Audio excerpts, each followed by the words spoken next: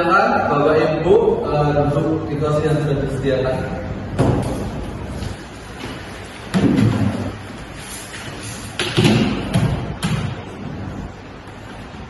Baik, terima kasih sebelumnya Bapak Ibu yang sudah mempercayai saya sebagai mediator permasalahan yang terjadi di Bapak Ibu.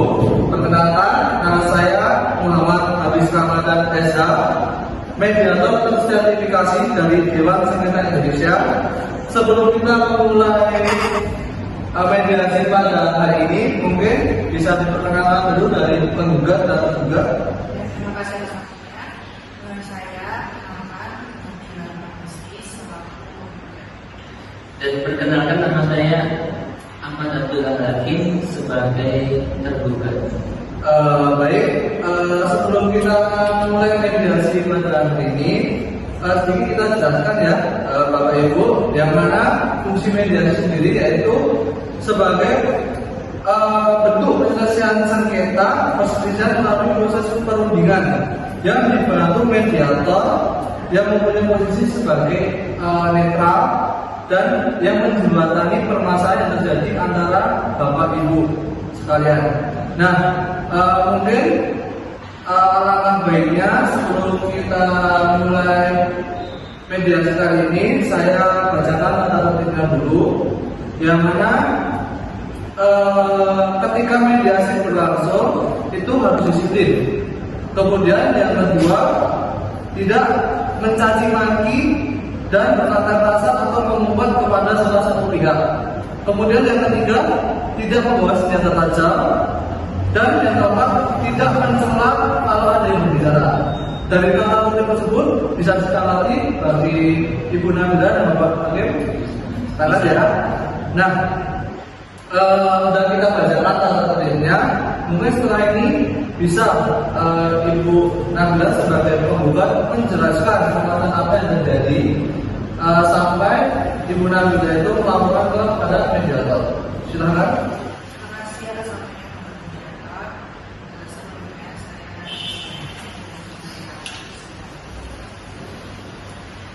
Saya memiliki jasa sewa rental mobil, di mana beliau sebagai customer kami sebagai penyewa mobil. Beliau menyewa mobil itu selama banyak hari, tetapi satunya tidak dalam sama sekali. Saya chat juga tidak ada jawaban, tidak ada penjelasan, dan kemarin saya sempat menghubungi beliau.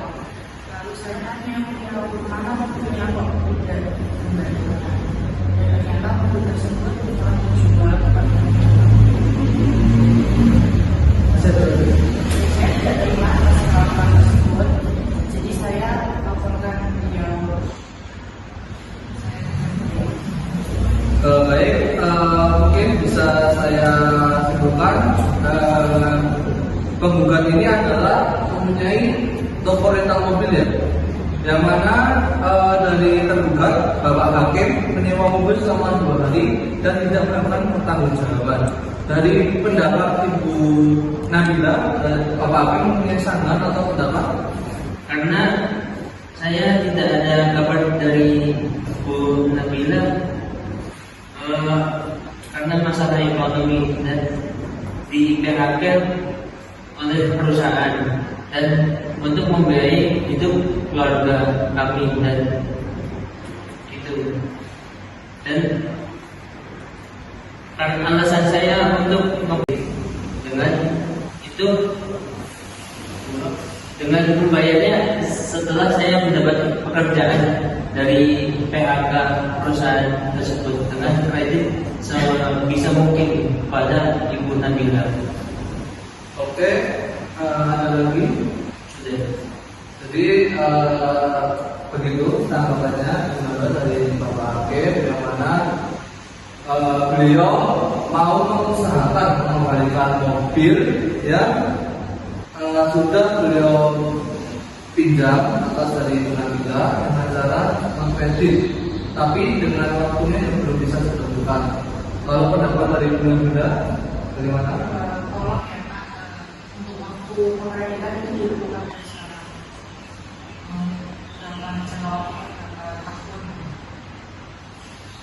Tapi sebelumnya dari Ibu Nabila, semisal dari Bapak Hakim mau mengusahakan pembedaan, Ibu Nabila bersedia atau memilih opsi lain atau solusi yang lain?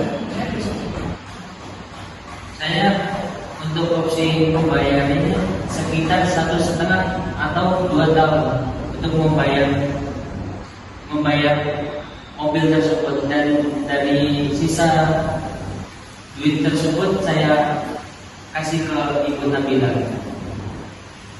Baik, di sini kita sudah memiliki jalan tengah, jalan temu, yang mana pertanggung jawaban dari Bapak Hakim mengenai mobil yang diretal dari Ibu Nabila, beliau mengaku salah dan akan mengembalikan sisa uang yang sudah dipakaikan kepada Ibu Nabila dengan cara cash. Kemudian kekurangannya akan dikembalikan secara kredit dengan jangka waktu kurang lebih 1 sampai 2 tahun dengan cicilan. Dari pendapatnya Bapak Hakim, apakah Ibu Nabila keberatan? Dan mungkin dari Bapak Hakim mengenai opininya bisa bertanggung jawab dengan apa yang disampaikan. Saya akan bersedia semaksimal mungkin dan mendapatkan pekerjaan yang dibayar kepada Ibu Nabila. Dari pendapatnya Bapak Hakim, dari opininya yang sudah disampaikan kepada di depannya Ibu Nabila, apakah opini itu bisa dipertanggungjawabkan? Bisa ya. Berarti di sini kita sudah sepakati bersama, yang mana